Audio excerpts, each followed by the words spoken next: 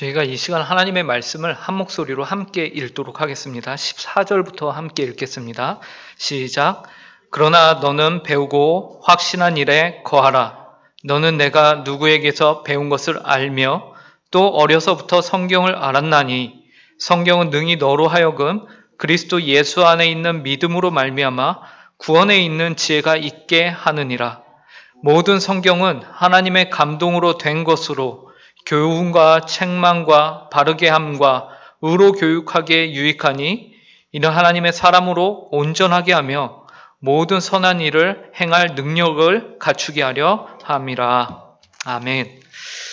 오늘 이렇게 수요일 저녁에 말씀을 배우기 위해서 나오신 모든 성도님들을 주님의 이름으로 참 축복하고 사랑하고 격려합니다. 지난주까지 우리는 십자가, 부활, 그리고 하나님의 나라라는 하나님 나라라는 주제에 대해서 6주간 배웠습니다.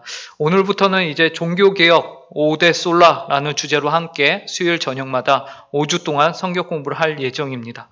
우선 종교개혁 5대 솔라에 대해서 저희가 배우기 이전에 이미 이 주제에 대해서 저희가 몇 번 배웠었습니다. 구역공과로도 저희가 함께 공부를 한 적이 있고요. 그런데 우리는 이 주제를 왜 배워야 하는가? 우리가 이 질문에 대해서 먼저 생각을 해보고 이제 5주 동안 성경 공부를 하는 것이 더 낫겠다라고 생각을 해봤습니다. 오늘날 많은 사람들이 한국 교회가 위태로운 상황 가운데 있다라고 이야기를 하고 있죠. 그러면서 한국 교회에 젊은 사람들이 좀 많이 없다. 우리 교회만 해도 이제 젊은 층들이 많이 없다라고 하시고요. 제가 몇몇 권사님들에게 항상 듣는 얘기가 제가 중고등부 담당 아닙니까? 권사님들께서 중고등부는 요즘 어때요? 이러면은 예, 어떻습니다. 그럼 몇 명 정도 모여요? 몇 명 정도 모입니다 하면 권사님들 아이고 나 때는 100명 왔는데 그러면 제가 어떻게 되죠? 굉장히 민망해집니다. 예, 그러면서 그렇죠. 예, 굉장히 부흥의 때였습니다 하고 이렇게 하기도 하는데요. 그만큼 요즘 교회는 젊은 사람들이 그리고 아이들이 많이 줄어들고 있다. 그래서 오늘날 한국교회를 위기에 처해 있다라고 많이들 이야기를 합니다. 그뿐만 아니라 요즘같이 코로나로 인해서 이제 아이들이 오고 싶어도 오지 못하는 상황이 된 경우는 더욱더 우리가 이제 위기의식을 갖게 되는 것 같습니다. 그런 상황 가운데서 우리가 왜 종교개혁 5대 솔라를 배워야 하는 것일까요? 쉽고 넓게 말해서 우리는 왜 수요 성경 공부에 나오고 그리고 성경 공부를 해야 하는 것일까요? 우리가 성경을 배우고 또 다음 세대에게 제대로 가르쳐야 하는 이유는요. 구약 성경 사사기 2장에서 그 이유를 잘 설명해 줍니다. 프린트에 있는 본문을 함께 읽어보도록 하겠습니다. 사사기 2장 7절인데요. 함께 박스 안에 있는 프린트 첫 번째 페이지에 있는 말씀을 읽도록 하겠습니다. 시작. 백성이 여호수아가 사는 날 동안과 여호수아 뒤에 생존한 장로들 곧 여호와께서 이스라엘을 위하여 행하신 모든 큰 일을 본 자들이 사는 날 동안에 여호와를 섬겼더라. 이스라엘 백성들은요, 여호수아와 갈렙을 중심으로 이제 가나안 땅으로 들어가서 정복을 하였습니다. 그런데 한 세대가 가기도 전에 이들이요, 여호수아와 갈렙이 있는 동안에는, 그러니까 여기 성경에 보니까, 말씀에 보니까 여호와께서 이스라엘을 위하여 행하신 모든 큰 일을 본 자들이 있는 동안에는 어떻다고 합니까? 여호와를 섬겼더라라고 말하고 있어요. 그런데 고작 한 세대가 지난 다음에요, 그 다음 2장 10절을 보면요, 이렇게 말합니다. 그 세대의 사람도 다 그 조상들에게로 돌아갔고 그 후에 일어난 다른 세대는 여호와를 알지 못하며 여호와께서 이스라엘을 위하여 행하신 일도 알지 못하였더라. 말씀해 보니까요, 우리는 자연스럽게 무엇을 생각합니까? 다음 세대를 생각하는데 성경에 보니까 다른 세대라고 하죠. 많이들 잘 아시고 있듯이 세대가 바뀌면 다음 세대가 나와야 되는데 다른 세대라고 성경은 말하고 있습니다. 다르다는 것은 무엇입니까? 다음 세대라고 하면은 마땅히 기존에 있던 것을 그대로 전수받은 동일한 생각과 동일한 가치관을 갖고 있는 다음 세대인데 그것이 아니라 성경에서는 한 세대가 지나면서 다른 세대가 나왔다고 말해요. 그러면서 그 다른 세대에 대한 특징을 뭐로 말합니까? 여호와를 알지 못하며 그리고 여호와께서 이스라엘을 위하여 행하신 일도 알지 못하더라. 여호와도 모르고 여호와께서 행하던 일도 모르는 자들이 되어버린 것입니다. 고작 한 세대 만에 이렇게 분위기가 완전히 바뀌어 버린 것이죠. 지금 이스라엘이 그 이전 세대로부터 마땅히 이어받아야 했던 그런 것들을 이어받지 못했다라는 것이에요. 그리고 성경은 다음 세대가 아닌 다른 세대가 등장을 해버렸다라고 말하고 있는 것이에요. 무엇이 이러한 안타까운 상황을 만들었을까요? 사사기 가나안화의 원인이라고 나와 있는데요. 다니엘 블락이라는 구약 신학자가 있습니다. 프린트에 보시면요. 1페이지 중간쯤에 보면요. 이 다니엘 블락이라는 학자가요. 이스라엘 백성들이 가나안 땅 가운데 들어간 다음에 한 세대 만에 이렇게 급격하게 그들의 정신을 잃어버리고 가나안 사람들에게 우리말로 하면 세속화가 돼버린 것이죠. 세상화가 되어버린 것이에요. 그래서 완전히 가나안 사람같이 되어버렸거든요. 왜 이렇게 되었는가? 그 원인을 세 가지로 봅니다. 이 세 가지를 저희가 한번 쭉 읽어보도록 하겠습니다. 다 같이 읽어보도록 하겠습니다. 1번 시작. 제사장들이 율법의 모든 규례를 가르칠 책임을 다하지 못함. 2번 절기와 규례 준수에 실패하여 출애굽을 통해 드러내신 여호와의 능력과 행사를 기억하지 못함. 3번 부모들이 각 가정에서 자녀 교육에 실패함. 여기 보면요, 세 가지로 원인을 말하고 있는데요. 다니엘 블락은요, 그 중에서 첫 번째로 뽑고 있는 것이 제사장들이 율법과 하나님의 규례, 말씀을 제대로 가르치지 않았다라고 말하고 있습니다. 그 말씀을 제대로 감당해야 할 그 책임을 다하지 못했기 때문에 백성들이 이처럼 급속도로 가나안화가 되어버린 것이다 라고 말하고 있어요. 그리고 두 번째로는요, 절기와 규례 준수에 실패했다. 절기와 규례 준수를 오늘날로 치면 무엇입니까? 예배예요. 예배입니다. 그런데 이 예배 드리는 것에 실패하였다. 그러니까 절기도 지키고 규례도 준수하는 것을 제대로 했어야 됐는데 이 백성들이 그것을 못했어요. 근데 절기를 못 지켰다는 것은 무엇을 뜻하는 것이냐면요. 절기는 무엇이냐면 이스라엘 백성들이 출애굽한 것을, 그러니까 하나님께서 이들을 애굽에서 건져내신 것을 기념하는 날이거든요. 즉 그들이 어떻게 구원받게 되었는지를 이들이 다시금 회상하고 기뻐하고 감사하는 일이에요. 근데 절기를 안 지켰어요. 규례도 지키지 않아요. 그 말은 이들 가운데 있었던 그 구원의 사건을 이들이 점점 잊어가게 되었다라는 것이죠. 우리가 주일날 드리는 이 예배가요, 단순히 우리가 나와서 형식적으로 드리는 예배가 아니라 매주일 드리는 예배가 우리가 구원받은 것에 대한 확인 아닙니까? 다시금 우리가 어떻게 구원을 받게 되었는가를 매주 우리 가운데에서 다시금 새롭게 하는 시간인데 그 시간은 우리가 안 드리게 되는 것이죠. 빼먹게 되는 것이죠. 이런저런 이유들, 농사 짓느라 바빴습니다. 그래서 규례를 제대로 못 지켰습니다. 오늘날은 여러 가지 사건들, 여러 가지 약속들, 시간들, 그리고 저는 이제 중고등부니까 우리 학생들 같은 경우는 시험 기간이면 거의 절반으로 쭉 줄거든요. 그런 경우들, 그런 것들을 보면서 다들 사연이 있고 다들 바쁘죠. 하지만 그것을 빼먹음으로 인해서 무엇이 됩니까? 그들의 신앙을 잃어버리게 됐다라는 것이요. 그리고 마지막 세 번째는요, 부모들이 각 가정에서 자녀 교육에 실패했기 때문이다 라고 다니엘 블락은 세 가지를 말합니다. 이처럼 사사시대의 실패는 결국 신앙교육의 중단에 있었어요.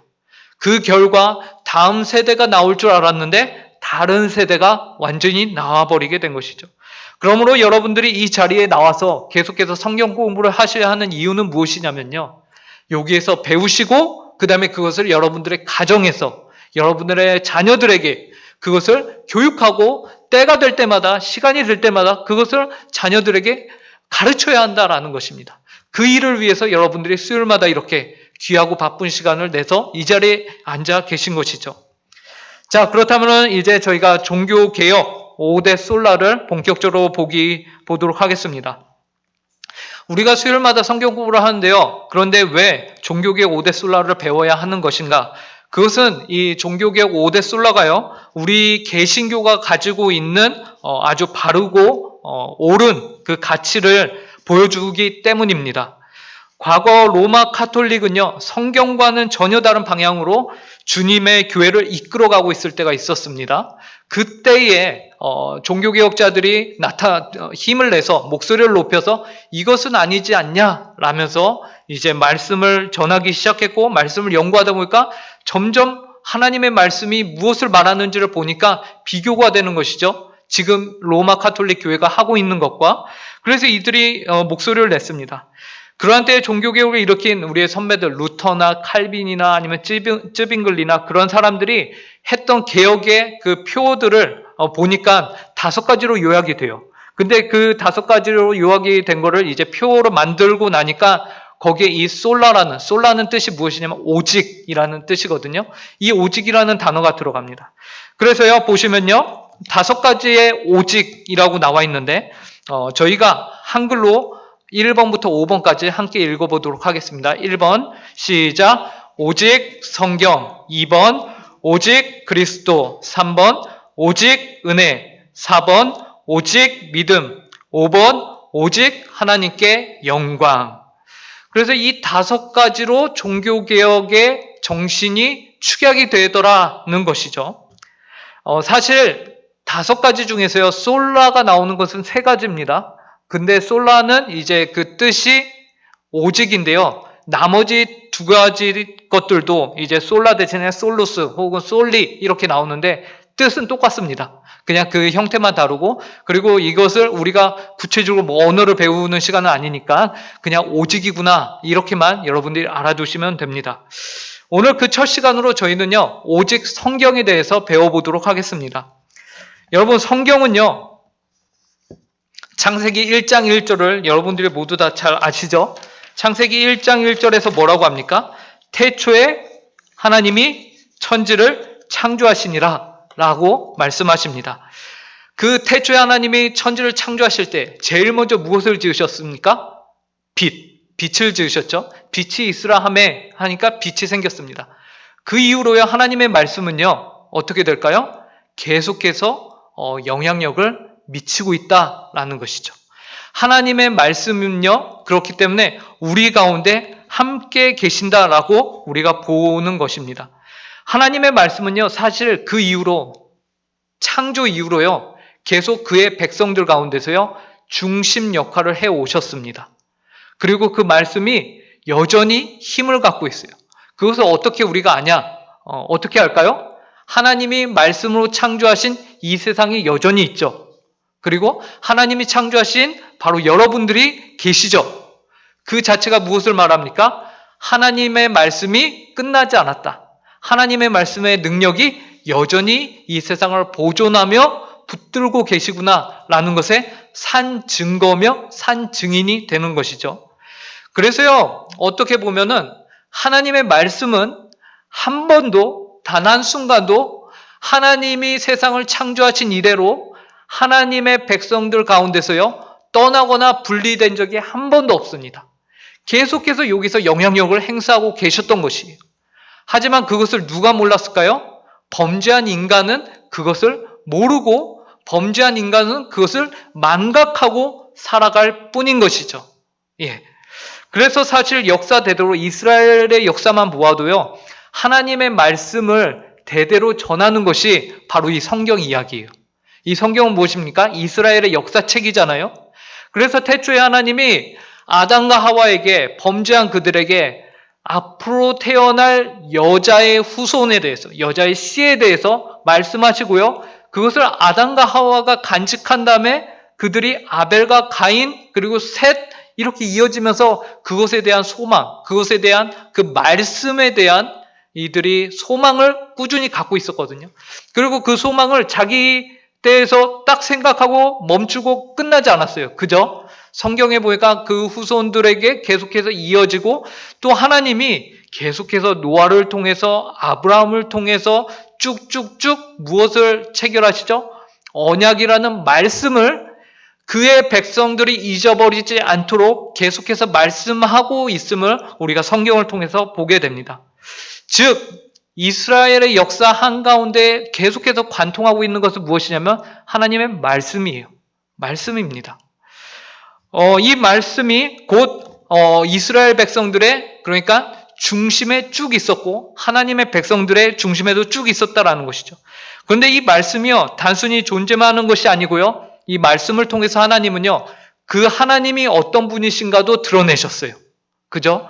하나님이 천지를 창조하시니라. 그것으로 천지가 창조됐습니다. 그것을 통해서 무엇을 드러내셨습니까? 하나님이 창조자시며 능력자이시구나 라는 것을 드러내셨어요. 하나님이 아브라함을 부르십니다. 택하셨어요. 너는 내가 본토 친척 아비 집을 떠나 라고 하면서 택하시고 내가 너로 온 민족의 복의 근원이 되게 하겠다. 너는 내가 명하는 곳으로 가라 라고 말씀하심으로써 하나님이 무엇을 또 드러내십니까? 하나님이 온 열방 가운데 주인이 되시는 것과 하나님이 온 열방을 축복하고자 하시는 그런 계획을 갖고 계시는 분이구나 그런 것을 또한 드러내셨어요. 이처럼 하나님의 말씀은요 단지 그냥 공중에 뿌려졌다가 사라지는 말씀이 아니고요 하나님이 어떤 분이신가를 드러내요. 근데 그 드러내는 정도가 어느 정도냐면 그냥 어느 정도 드러내겠지가 아니라 하나님이 말씀하신 것과 하나님 자체는 항상 동일합니다. 그래서 하나님이 말씀하시는 것 자체가 곧 하나님이에요. 그래서 하나님의 말씀과 하나님의 어떠함은 완전히 100% 일치가 되는 것입니다. 그렇기 때문에 하나님의 말씀이 권위가 있을까요? 없을까요? 너무나도 권위가 있는 것입니다. 하나님의 말씀이 너무나도 권위가 있는 거예요. 그래서 요한복음에 보면요. 뭐라고 하십니까? 요한복음 1장 18절 이 프린터물 가운데 박스 2페이지 가운데 박스에 있는 말씀을 저희가 함께 읽어보도록 하겠습니다. 요한복음 1장 18절입니다. 시작. 본래 하나님을 본 사람이 없으되 아버지 품속에 있는 독생하신 하나님이 나타내셨느니라. 예. 이 말씀에 보면은 이 독생하신 하나님이 누구시죠? 성자 예수 그리스도시죠. 예. 요한복음 1장에 그렇게 나옵니다. 말씀이 육신이 되어 14절에 그리고 18절에 이렇게 말씀하고 계신 거예요. 그러니까 말씀이 육신이 되어서 나오셨고 그 말씀이 무엇을 말하고 있죠? 하나님이 어떠한 분이신가를 드러내더라 라는 것이. 그러니까 결국 말씀이 하나님이시다 라는 것을 우리에게 보여주시죠. 그러니 이 말씀에 대해서 우리가 굉장한 권위, 하나님으로 알아야 하는 그런 생각을 늘 우리 마음 가운데 가지고 있어야 하는 것이죠. 그 말씀 자체에요. 하나님의 권위가 있는 것입니다. 절대적인 권위가 있는 것이에요. 그런데요, 이제 타락한 인간이 문제입니다. 예. 말씀의 권위에 대해서요, 반란이 일어납니다. 어떠한 반란입니까? 말씀보다 나의 생각과 나의 경험이 더 우위를 차지하는 그런 반란이 일어납니다.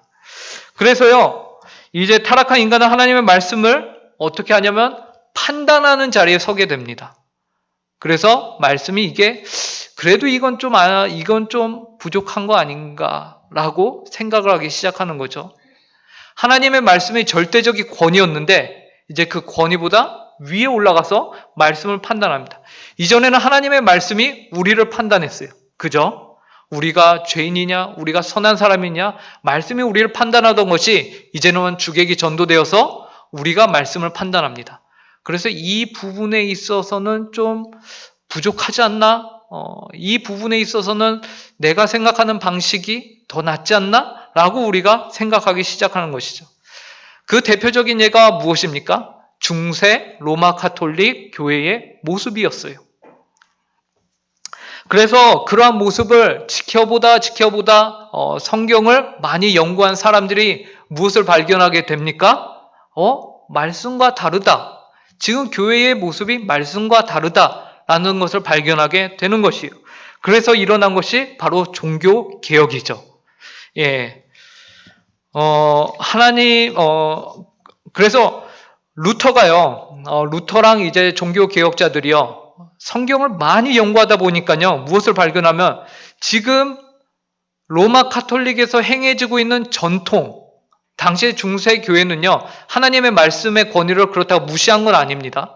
말씀의 권위를 인정했어요. 근데 문제는 뭐였냐면 그 말씀의 권위만큼 무엇을 인정했을까요? 그들이 지키고 있는 전통을 인정했고요. 그리고 그 전통보다 더 위에 무엇을 인정했을까요? 교황의 권위를 인정했습니다. 왜 교황의 권위를 더 높이 보느냐? 말로는 이제 동등한 권위라고 하지만 정작 이 말씀을 해석할 수 있는 권한이 교황에게 있었기 때문에 실질적으로는 교황이 말씀보다 위에 있었다라고 보는 것이죠. 그래서 프린트물에 보시면요. 2페이지 제일 아래 보면요. 성경과 모순된 로마 카톨릭의 전통들 하면서 7가지 정도 이제 글들이, 문제점들이 있습니다. 이것을 저희가 한번 하나씩 읽어보도록 하겠습니다. 성경과 모순된 로마 카톨릭의 전통들. 이것을요, 마틴 루터랑 이제 여러 사람들이, 종교개혁자들이 해놓은 거를 이제 좀 추려본 겁니다. 1번, 제가 읽겠습니다. 성경은 감독과 장로가 서로 동일한 직분이라고 가르치지만 전통은 그 둘이 서로 다르다고 가르친다. 예.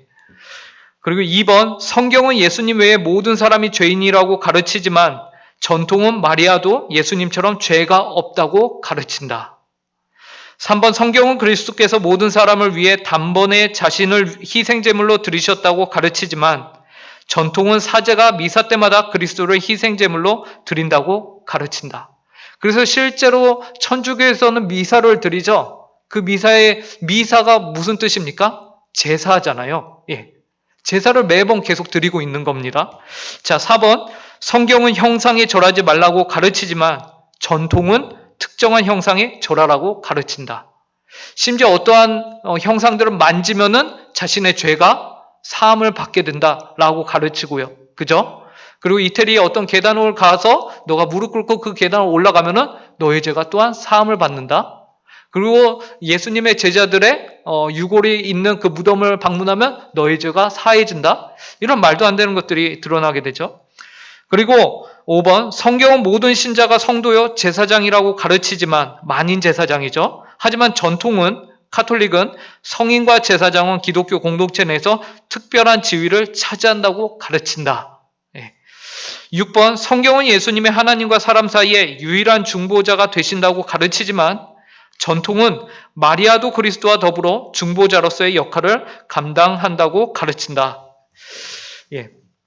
7번, 성경은 모든 신자가 자신에게 영생이 있다는 것을 알 수 있고 또 알아야 한다고 가르치지만 전통은 모든 신자가 자신에게 영생이 있다는 것을 알 수도 없고 알아서도 안 된다고 가르친다. 너무 당황스럽죠? 마치 이러한 천주교의 가르침은요, 마태복음 15장 6절에 나와 있는 예수님이 그 바리새인들을 향해서 뭐라고 하시냐면요, 마치 그 부모를 공경할 것이 없다 하면서 너희의 전통으로 하나님의 말씀을 폐하는 자들과 같다라고 하는 말씀과 동일합니다. 예수님이 보실 때에 바리새인들이요, 우리는 전통을 지킵니다 하면서 하나님의 말씀을 순종하지 않았어요. 내 부모를 공경할 것이 없습니다. 나는 하나님께 충실합니다. 하나님께 다하였습니다. 그렇기 때문에 이러한 전통 때문에 우리가 하나님의 십계명에 있는 부모를 공경하라, 그 말씀을 내가 굳이 지킬 필요가 없습니다라고 얘기했거든요. 그것에 대해서 예수님이 뭐라고 했죠? 전통으로 하나님의 말씀을 너가 폐하는구나 라고 말씀하셨거든요. 계속 천주교에 대해서 공부하던, 천주교 안에 있으면서 그렇게 있었던 많은 신앙의 선배들이 결국 어떻게 했죠? 종교개혁을 일으켰고 그 종교개혁 가운데 가장 중심이 되는 것이 무엇입니까? 안 되겠다, 성경으로 돌아가자라는 것이었어요. 성경으로 돌아가자. 오직 성경으로입니다. 전통도 아니고 혹은 교황도 아니고 교황의 해석도 아니고 그 무엇도 아니고 모든 것이 성경으로 우리가 다시 한번 생각해 봐야겠다라는 것이었어요. 그래서 루터의 종교개혁이 일어납니다. 오직 성경으로 돌아가는 것이죠. 이 루터의 종교개혁은요, 말씀의 회복 운동이었어요. 이러한 현실을 직시하고 이제 루터는요, 1517년 비텐베르크죠. 거기서 95개조 반박문을 통해서 종교개혁을 시작하는데요. 루터가 한 일은 성경의 권위를 원래대로 돌려놓는 것이었습니다. 말씀의 회복 운동이었던 것이죠. 당시 그래서 루터가 했던 일은 무엇이냐면 성경의 권위를 바로 세우기 위해서 이제 많은 사람들이 성경을 알아야 되잖아요. 그죠? 성경을 알지도 못하는데 어떻게 성경의 권위를 제대로 세우겠습니까? 그래서 번역을 하기 시작합니다. 그 전까지는 성경이 갇혀 있었어요. 어디에 갇혀 있었을까요? 사제들에게, 그리고 성당 안에, 거기에만 갇혀 있었습니다. 오직 높은 사제들만이 성경을 가지고 있으면 성경을 볼 수 있게 되어 있었어요. 근데 루터가요, 성경을 자신들의 자국민들의 언어로 번역을 시작합니다. 열심히 번역을 시작해서 그것을 사람들에게 나눠줘요. 그래서 당시 하나님의 역사 가운데서 참 오묘하게 일하신 것이 무엇이냐면요, 당시 인쇄술이 또 발달하게 됩니다. 그래서 일반적인 사회의 세상의 역사와 하나님의 종교에서의 그 종교 개혁과 함께 맞물려서 루터가 번역한 그 책들이, 그리고 루터가 반박한 그런 글들이 전역으로 인쇄물을 통해서, 그전에는 거의 불가능했잖아요. 손으로 다 써야 되니까. 그렇게 퍼질 수가 없었거든요. 그렇게 확산될 수가 없었는데 이것이 정말 놀랍게 짝을 맞춰서 확산이 확 되는 거예요. 전역으로, 그리고 유럽 전 지역으로 퍼지게 되는 것입니다. 그때요, 루터가요, 그러면서 번역을 하고 이 성경을 최대한 많은 사람들이 읽을 수 있게끔 하는 일에 헌신을 하게 되는 것이죠. 이처럼 성경을 열심히 번역하는 일이요, 물론 루터 이전에도 있었습니다. 루터 이전에도 있었어요. 근데 루터 이전에 있던 사람들은 어떻게 됐을까요? 야누스나 아니면은 위클리프나 그런 틴데일 같은 사람들이 이미 100년 혹은 그 이전에 성경을 번역하다가요, 천주교에서 다 화형을 당하고 사형을 당했었습니다. 그런데 루터는요, 끝까지 일을 하다가 어떻게 되냐면 쫓겨나게 됩니다. 쫓겨나고 당시 쫓겨났는데 당시 다행히도 그를 숨겨주는 인물이 있었습니다. 제가 지금 이름이 프레드릭, 죄송합니다. 제 머리가 그렇게 좋진 않아서, 선후가, 선제가 한번 도와줘갖고, 이렇게, 그가 그 지역에서 숨어 있으면서 신분도 위조해요. 신분도 위조하면서 이제 10년 이상을 성경 번역하는 일에 쭉 헌신할 수 있게 되죠. 그래서 성경을, 신구약을 다 번역하고, 그렇게 일을 할 수 있게 되었습니다. 자, 이처럼 성경을 번역하는 일이 너무나도 중요하고요. 이건 좀 다른 얘기인데, 저희가 지금 1층 저희 교회 1층 로비에 가시면요, 파푸아뉴기니에서 동일하게 성경 번역을 하는 선교사님의 기도 편지가 그 게시판에 붙어 있습니다. 나중에 시간이 되실 때 한번 꼭 읽어보시기 바랍니다. 파푸아뉴기니에서 남아어로 이렇게 번역을 하고 계시고, 저도 얼마 전에 이제 읽었는데, 지금은 예수 영화를 더빙을 해갖고 남아어로 현지 사람들의 언어로 이렇게 녹음까지 다 마친 상황이라고 하더라고요. 그래서 그런 사역에 우리 교회가 또 지금 후원도 하고 있고 기도로도 늘 함께 하고 있으니까 얼마나 복된지 모르겠습니다.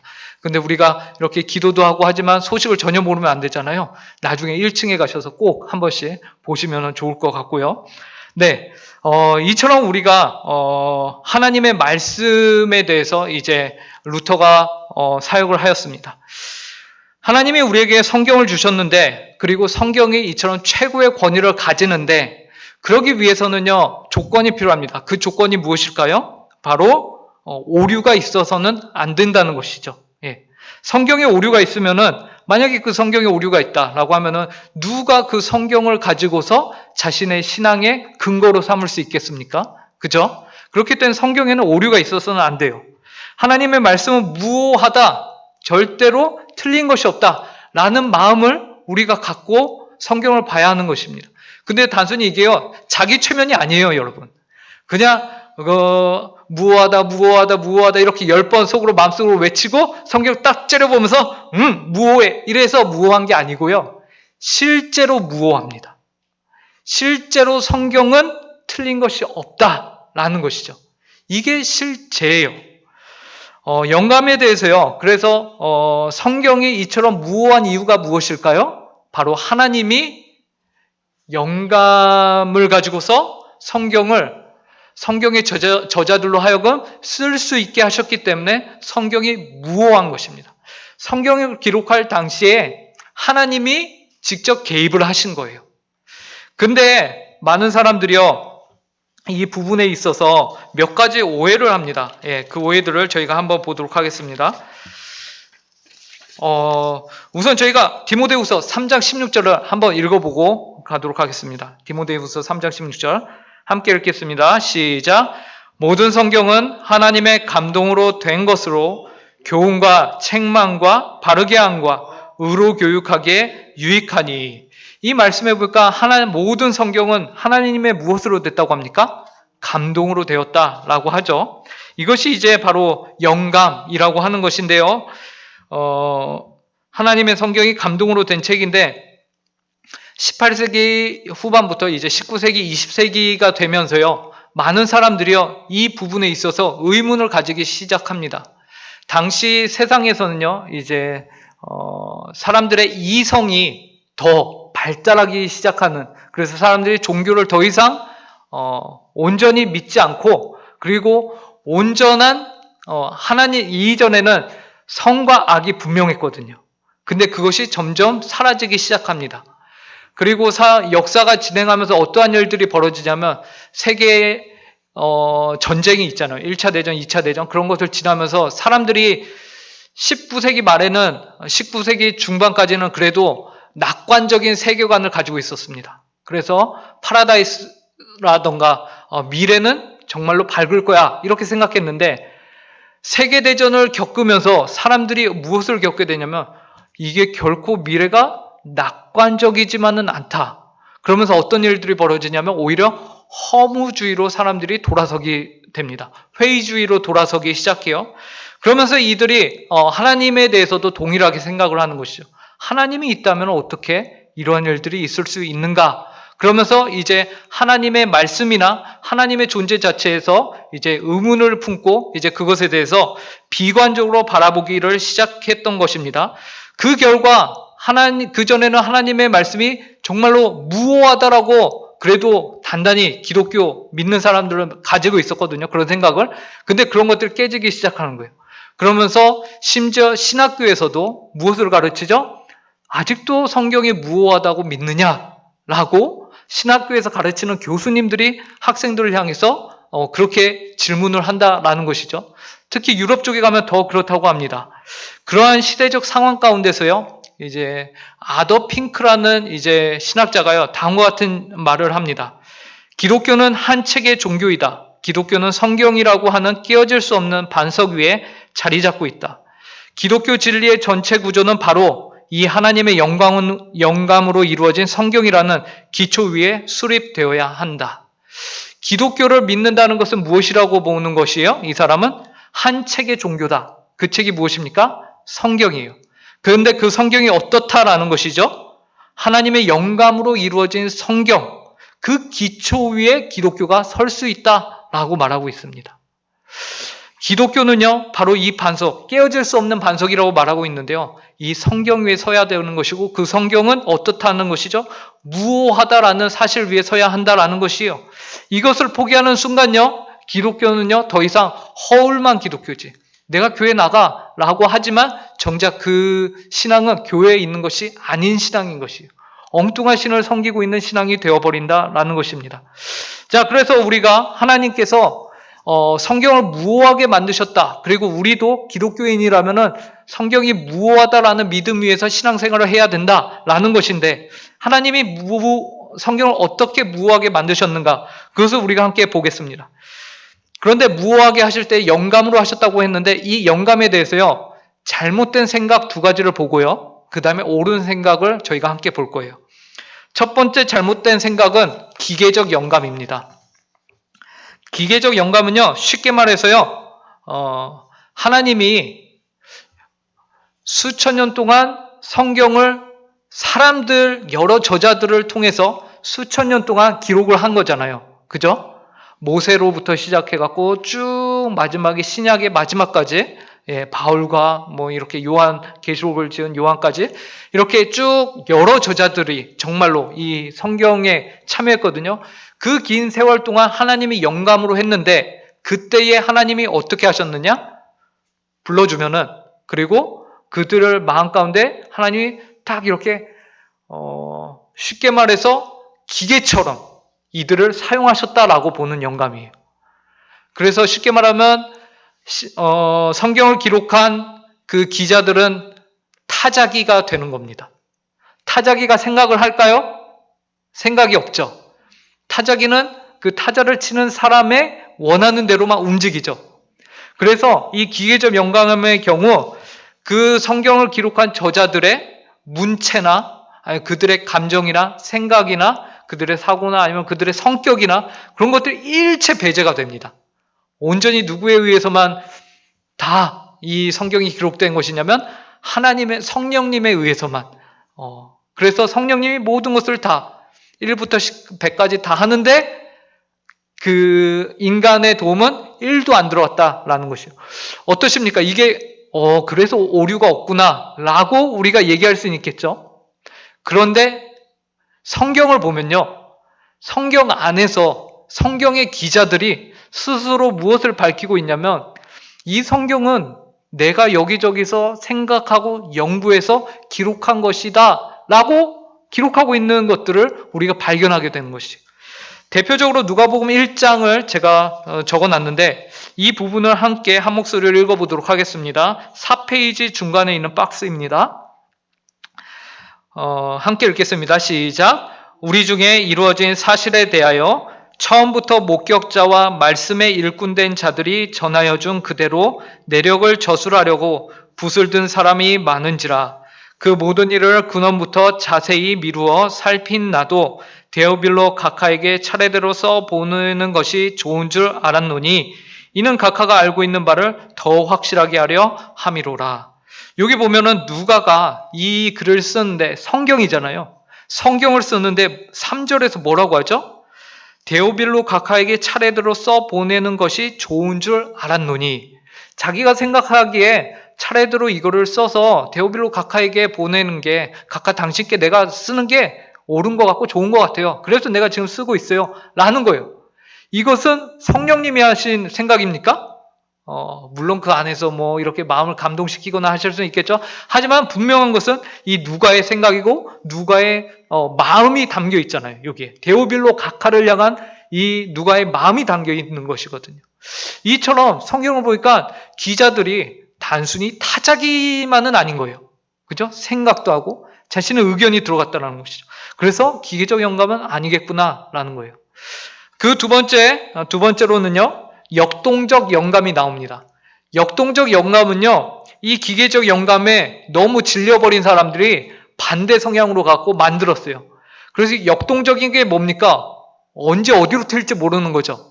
그래서 하나님이 개념은 주셨어요. 기자들에게 이러한 써라 하고 개념을 딱 주고 그 다음에 기자들이 어떻게 합니까? 자기가 원하는 대로 쓰는 거예요.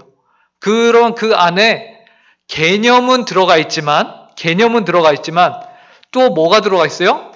기자 본인의 생각이 있겠죠. 기자 본인의 사고가 있고, 근데 그게 영감되지 않은 생각과 사고가 거기에도 들어갔다라는 거예요. 역동적이기 때문에. 그래서 이것을 우리가 받아들이게 되면요, 성경에서요, 어느 부분은 영감이 됐지만 어느 부분은 영감이 되지 않은 부분이 존재할 수 있게 되는 것이에요. 그래서 역동적 영감도 부족해요. 옳지 않습니다. 그러면 우리는 무엇을 취할까요? 이제 남은 건 하나밖에 없죠. 예, 무엇입니까? 유기적 영감. 이 유기적 영감이라는 것은 말 그대로 유기적으로 성령 하나님과 성경을 기록하는 기술하는 그 기자들이 서로 유기적으로, 그래서 내적 조명과 모든 그 기자들이 가지고 있는 문체와 성격과 지식과 사고와 그 모든 것들을 성령님이 사용하셔서 함께 유기적으로 해서 성경을 이어갔다. 근데 중요한 것은 그 성경을 기록해 갈 때에 죄의 유혹이나 사탄의 방해나 그런 것들로부터 그 기자를 보호하시고, 그래서 그 성경 가운데 틀린 내용이나 오류가 들어가지 않도록 역사하신 것, 바로 이것이 유기적 영감입니다. 그래서 우리는 유기적 영감이 옳은 것이구나 라고 우리는 봅니다. 자, 그러면은 여기까지 우리가 영감에 대한 본질, 즉 방법에 대해서 우리가 파악했다면, 이제 그렇다면 이 영감이 성경에서 어느 범위까지 영감이 된 것이냐를 우리가 또 볼 텐데요. 자, 첫 번째는요, 영감의 대상이 단어가 아니라 생각까지였다라고 하는 주장이 있습니다. 이런 경우 생각까지 영감을 주셨다. 그러니까 단어는 성경을 기록하는 저자에게 맡겨버렸다라는 것이죠. 무엇과 비슷합니까? 앞에서 봤던 역동적 영감과 비슷하죠. 그래서 저자가 스스로 막 이렇게 단어를 골라서 쓰는 것이에요.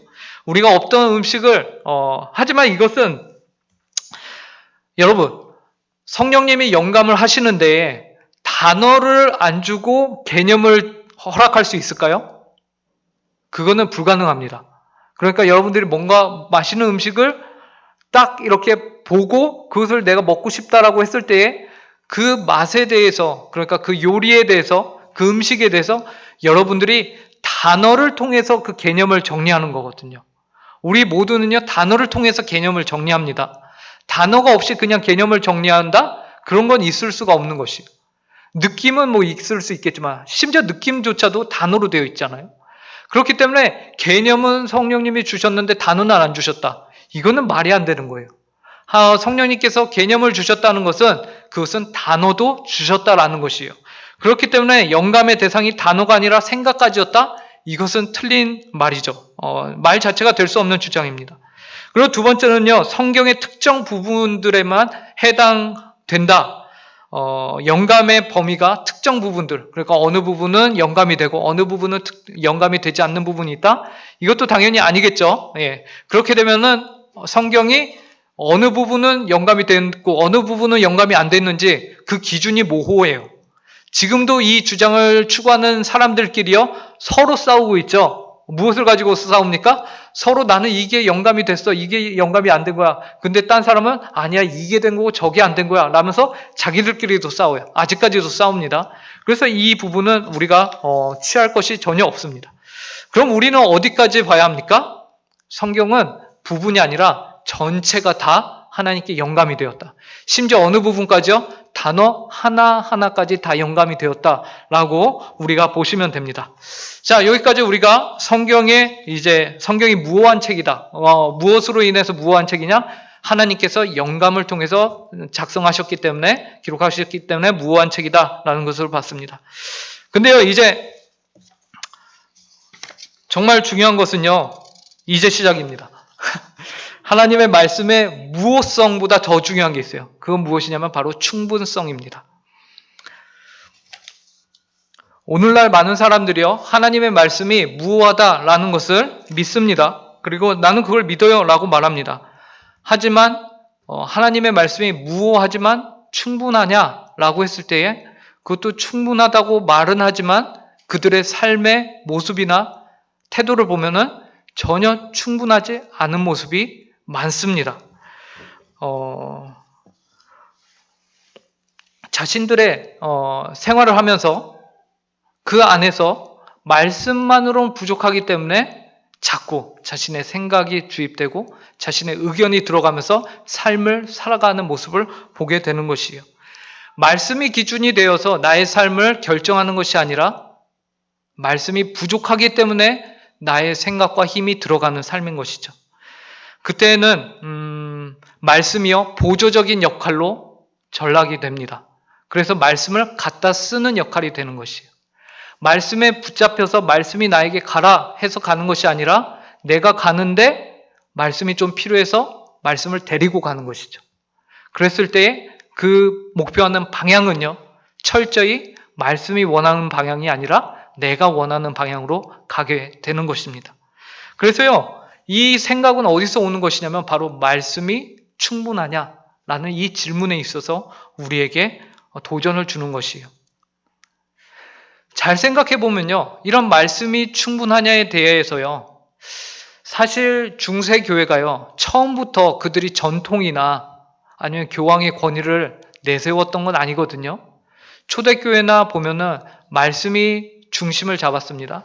근데 어느 순간 이들이 선한 의도로 더 많은 사람들에게 선한 영향력을 끼치기 위해서 눈에 안 보이는 하나님보다는 눈에 보이는 뭔가가 있으면 저들이 믿기에 더 쉽겠지 해서 무엇을 갖다 놓죠? 눈에 보이는 형상들을 갖다 세운 거거든요. 의도는 좋았을지 모르지만 시간이 지나면서 사람의 마음은 어떻게 됩니까?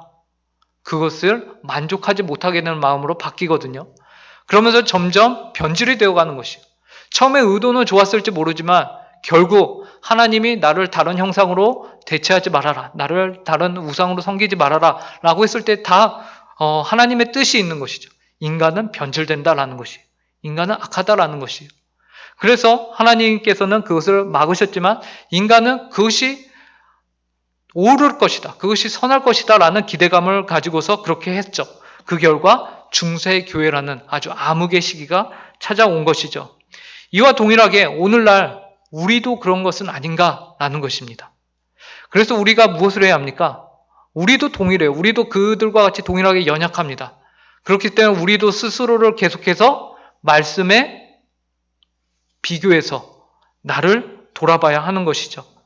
그랬을 때 말씀은 충분한가? 여러분, 말씀은 충분합니까? 여러분들의 삶에 있어서 말씀이 충분합니까? 말씀이 생명을 주시기에 충분합니까?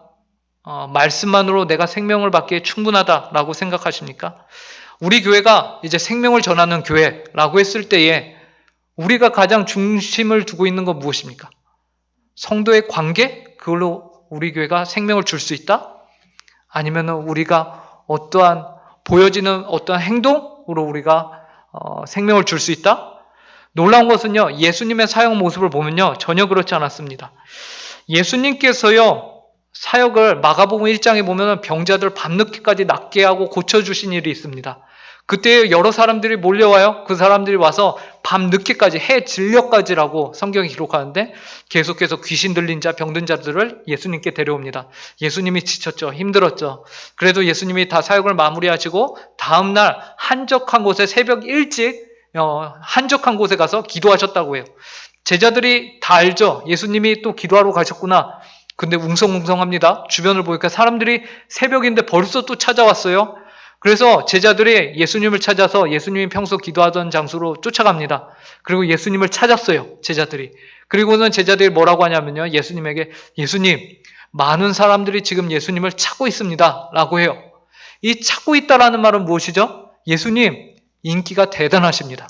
예수님 어제 그 사역으로 인해서 지금 이 사역이요 대박났습니다 라고 말하고 있는 것이에요. 그때요 예수님이요 그 사역 그래? 하면서 더 신나게 그 사역을 이어가시면 될 텐데요. 예수님께서 뭐라고 하시냐면요, 우리가 다른 마을로 가자. 내가 전도하기 위해서 왔다라고 말씀하십니다. 예수님께서 이적을 더 베푸시고 하면 더 많은 사람들을 구원할 수 있을 것 같았는데, 더 많은 인기를 얻을 수 있을 것 같았는데, 예수님이요 그러지 않으십니다. 대신에 예수님이요 다른 마을로 가서 하나님의 나라가 이 땅 가운데 임하였다는 복음을 전하자, 전도하자라고 말씀하십니다. 예수님이 말씀하신 건 무엇입니까? 이적이나 기적이나 어떠한 인간적인 노력과 열심보다 더 중요한 것이 있다. 그것이 무엇이냐? 하나님의 말씀이다 라는 것입니다. 이 말씀으로 생명을 얻기에 충분하다라는 것이죠. 베드로전서 1장 23절 말씀을 저희가 함께 읽어보도록 하겠습니다. 5페이지에 있습니다. 함께 읽겠습니다. 시작. 너희가 거듭난 것이 썩어질 씨로 된 것이 아니요 썩지 아니할 씨로 된 것이니 살아있고 항상 있는 하나님의 말씀으로 되었느니라.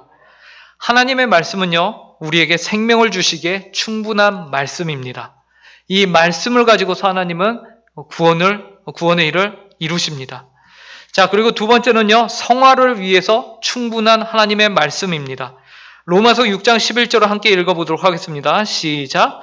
이와 같이 너희도 너희 자신을 죄에 대하여는 죽은 자요 그리스도 예수 안에서 하나님께 대하여는 살아있는 자로 여길지어다. 예.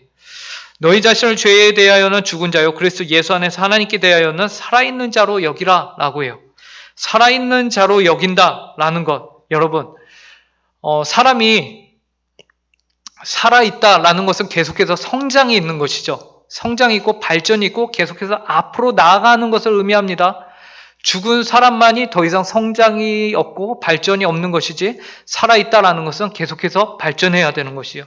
그래서 계속해서 앞으로 나아갑니다. 5페이지에 세 가지의 질문이 있거든요. 이 질문을 제가 여러분들에게 드리겠습니다. 여러분들이 한번 마음속으로 대답을 해보시기 바랍니다. 어른이 다시 아이가 될 수 있습니까? 어른이 다시 아이가 될 수 있습니까? 당연히 못 되죠. 예, 이미 어른이 어떻게 다시 아이가 될 수 있습니까?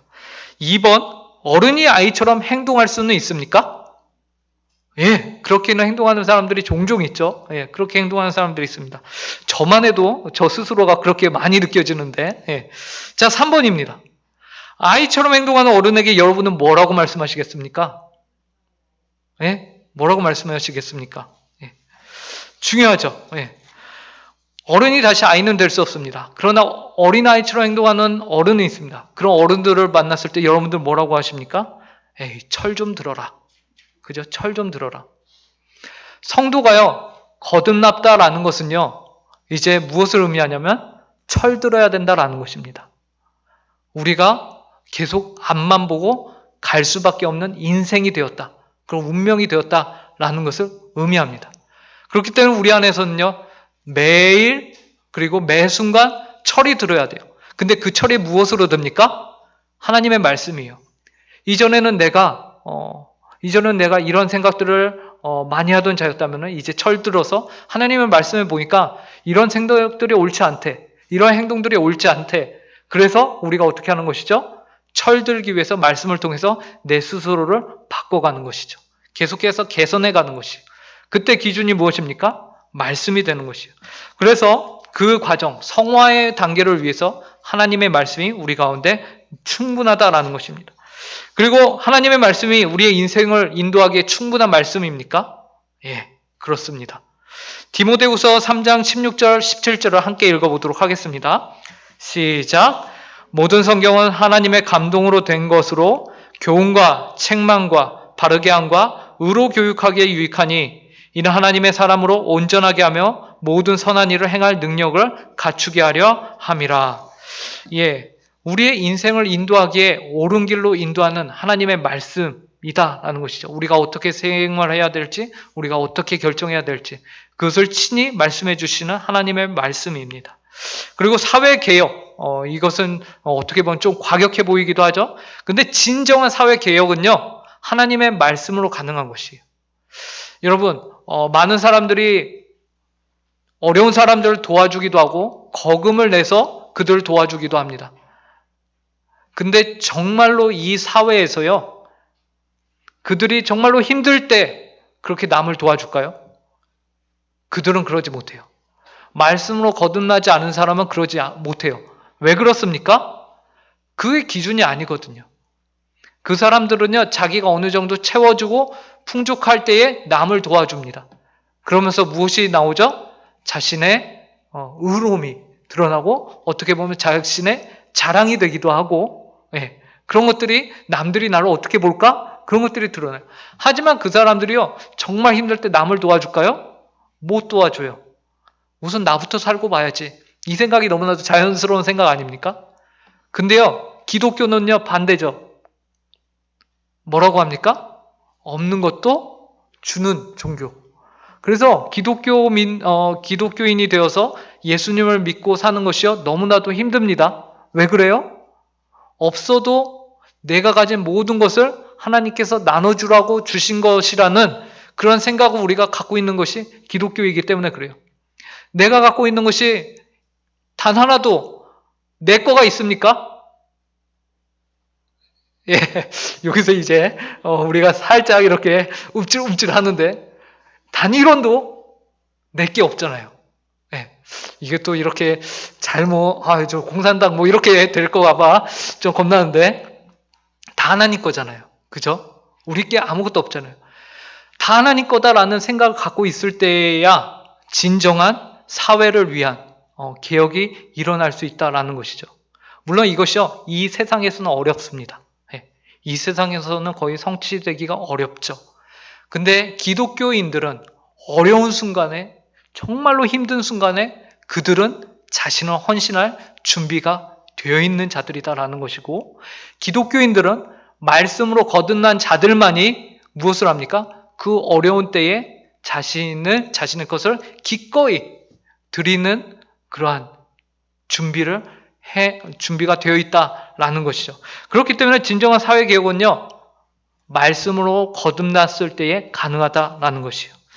자, 여기까지 오늘 배운 것이요, 뭐 이렇게 저렇게 많은 얘기를 한 것 같지만 단 두 가지로 설명이 됩니다. 첫 번째는 무엇입니까? 하나님의 말씀은 무오하다. 예, 그렇기 때문에 하나님의 말씀은 권위가 있다. 두 번째는 하나님의 말씀으로 충분하다라는 것입니다. 예, 무오하고 충분한 하나님의 말씀을 가지고서 우리의 신앙의 생활을 잘 열심히 해가는 우리 모든 성도님들 되시기를 간절히 바랍니다. 함께 기도하겠습니다. 하나님 아버지, 오늘부터 종교개혁 5대 솔라라는 하나님 아버지 주제를 가지고서 저희가 함께 수요일마다 모여서 성경 공부를 합니다. 오늘 하나님의 말씀이 무오한 것과 그리고 하나님의 말씀만으로 충분한 것을 저에게 알려주시니 감사합니다. 그런 하나님의 말씀을 저희가 때로는 충분치 않다 여겨서 저희의 생각과 저희의 사고와 저희의 경험을 가지고서 하나님 아버지 살아가려고 하는 저희 자신을 많이 발견하게 됩니다. 그때마다 하나님 아버지 저희에게 믿음을 허락하여 주시고 그때마다 저희에게 지혜를 허락하여 주셔서 참 하나님의 말씀에 저희 자신을 비교하여 빗대어서 볼 수 있게 하여 주시고 그때마다 저희 가운데 있는 기준이 하나님의 말씀과 다름을 발견할 때마다 힘들고 어렵지만 하나님 아버지 그 기준의 기준점들을 다시 하나님의 말씀에 합당하게 옮겨갈 수 있는 지혜와 용기를 허락하여 주시옵소서. 그래서 오직 하나님만이 저희의 삶을 통하여서 홀로 영광받아 주시옵소서. 감사하며 이 모든 말씀 예수님의 이름으로 기도합니다.